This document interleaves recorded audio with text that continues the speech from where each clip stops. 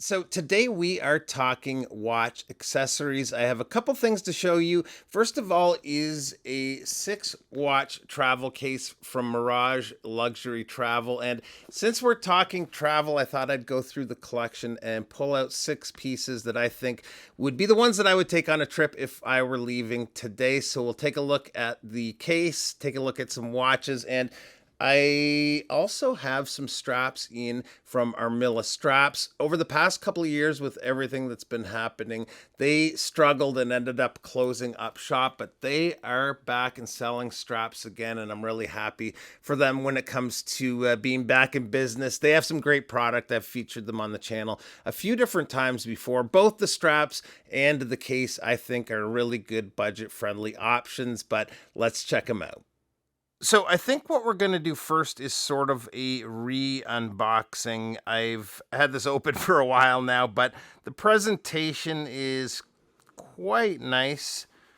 So we have our outer box. Inside, kind of a feltish, I guess more of a canvas bag. There's some paperwork in here, some information on the company. We've got a Mirage Luxury Travel wipe. I don't know, I kind of like it when these companies go the extra mile with this sort of thing. So we've got some rice paper, branded Mirage Luxury Travel. We've got this watch case, and now I have a mess here that I'd like to clean up before we continue on with the video. 1 second. Okay, cleaned up the debris field from the unboxing, and we're just going to get right into it here. And inside, I have it loaded with my 6 choices.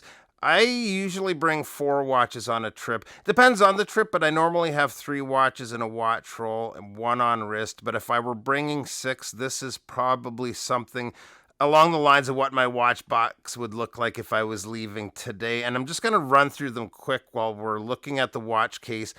First is the top left corner. This is my newest watch, and it is from Isotope. This is the Hydram Burnt Tangerine. I just got this a few days ago. Video is going to be coming soon once I've gotten a little bit more wrist time with it, but I totally love this watch. Love the case design. I really like the way they did the grips on the bezel, the domed crystal, of course the color too, and a couple of cool little details on the case back as well. They've really done a good job with this case back. I had the production or the prototype model of this back a few months ago, and I don't remember being quite that detailed, but it turned out very nice, and I have been really enjoying this watch. Next is a watch I've owned about a year now. This is the Zin 157, and this is one of my favorites. It has one of the coolest chronograph movements, the Lemania 5100. What makes it so cool is the way the chronograph works, and I'll just start it up here. Not only do we have the seconds counter on the main central hand stack, but also the minute counter. One thing that's crazy, and I don't know the service history of this watch, but it's been consistently gaining 1 second a day since I've owned it. It's crazy, but this is by far my most accurate watch. I wouldn't normally wear older sort of vintage watches like this on a vacation, but it just feels so robust. And I know the movement's quite tough too. And I just really like to wear it. It's one of my, like I said, it's one of my favorites.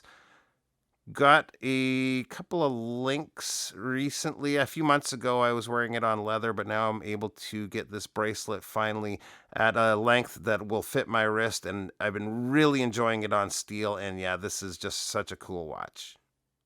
Of all of my watches, this one makes the cut every time I go away. It's just easy. It is the 5610, and You just don't have to touch it, maybe set it by a window to get a signal, but otherwise it's a great grab and go. I've had this almost 6 years and it's never let me down.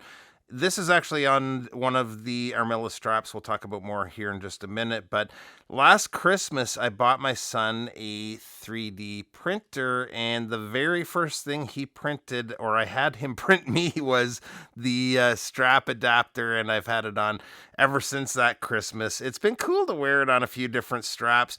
This is, again, one of Armilla's, and we'll talk about that soon. Off topic, this is starting to feel kind of like show and tell right now.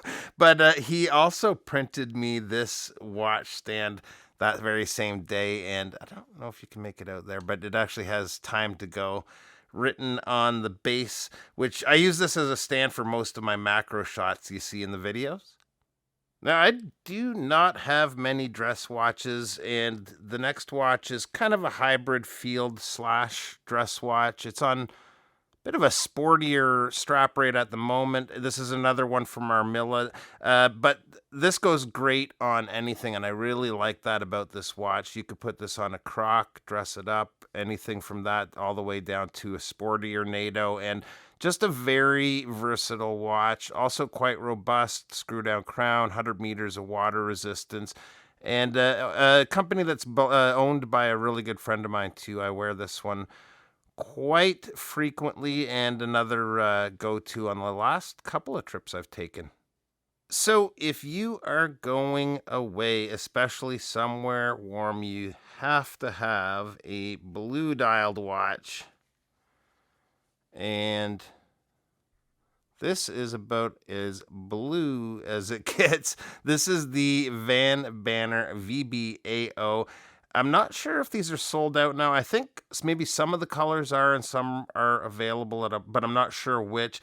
But these are a steal if you can get one still. I think these are $260 US. Any of these watches I've done videos on, and this is one of them. I will put links down below if you're interested. But yeah, this is just a really fun watch to wear. Last but not least, and another watch I should have a video coming out on soon, is the Oceanus. I had this on my last vacation, and it is hands down the easiest watch I own to read. Even on a harsh, sunny day, if you can see, if I point it directly at the lighting here. Here, I'll do a little side-by-side just for fun. Let's grab the VanBanner. Not to knock the VanBanner, but the AR coating on the Oceanus is amazing. It's pretty well the best I've ever experienced. The only time I've come close is Damasco, and I've had a couple of Zin models that have really good AR too, but the Oceanus takes the cake. This could easily be the only watch I take on a vacation if I wanted to. It has a lot of the features of the G-Shock, plus quite a few more. It just kind of does everything all these watches do in one package, but I'm just not a one-watch guy. So yeah, I think for now I'll empty out the box for a minute so we can just get a better look at it without the watches. So the watch case is made with man-made materials inside and out. This one's the midnight blue, but there's a few different color options. It's a faux leather, but a nice feeling material still, and I really like the shade of blue. The case has an embossed logo just here, and we've got 4 sturdy feeling snaps. They take a little effort to open. The right amount of effort actually to open. They're definitely not likely to pop open accidentally if you're carrying this in a backpack or carry-on. Inside, they're using a soft kind of suede / felt feeling material. The gray goes really nice with the blue, and the way the pillows are on these tracks, it's going to keep the watches fully separated. They're not going to be knocking against each other. The only negative I have is I wish the pillow sat closer to the top of the case and didn't sink quite so far down in. It just gives the watch a little bit of travel room if the case is getting jostled to move around. If you're packing this in a backpack or some sort of carry-on, I would just suggest packing it flat. You could also pack it upright like this, but with the weight of the watches on the pillows, if you pack it upside down, these will sort of shift around in there. On top of traveling, it actually makes a nice display for your watches if you tuck the flap in like this. And as far as the footprint goes, these are about right around 10 inches wide, 7.5 inches deep, and 4 inches tall. Cost is 119 USD, and they are available either through the Mirage Luxury Travel website or their Amazon store. Link will be below. So the last thing to show you is the straps from Armilla. I think right now there's 5 lines of straps they carry. Some fabric, some leather. I have 5 fabric straps from 3 of their lines. And as we're going through some of these, I'll post some wrist shots up too. But the first one that's loaded on the Berard is from the Vestigo line. This is the Mars yellow, kind of a mustard yellow, which is a really neat look. I don't think I've had a strap color quite like this, and I'm liking it a whole lot. It is a single pass strap, and the material is slim at only 1.4 millimeters. Length on the strap is 310 millimeters. That's from one end, and that also includes the buckle.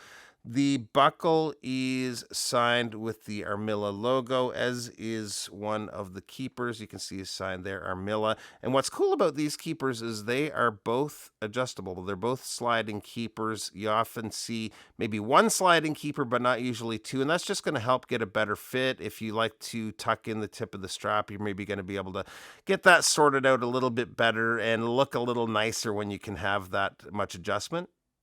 The next 2 are from the new Bond line. There's the new Bond Classic Stripes and the new Bond Modern Stripes. The Modern Stripes is on the right. The Classic Stripes is on the left. On the watch, I'm going to put the Modern Stripes aside. I want that one to be fresh and unworn. That's going to be part of a giveaway that I'm planning to hold fairly soon here on the channel, so keep an eye out for that. These are also single pass straps, a little thinner than the last at 1.2 millimeters. The stitchwork quality across the board on all of these straps is very well done, and the holes are laser cut. So over time, you might still get some fraying like any nylon strap, but that helps with that for sure.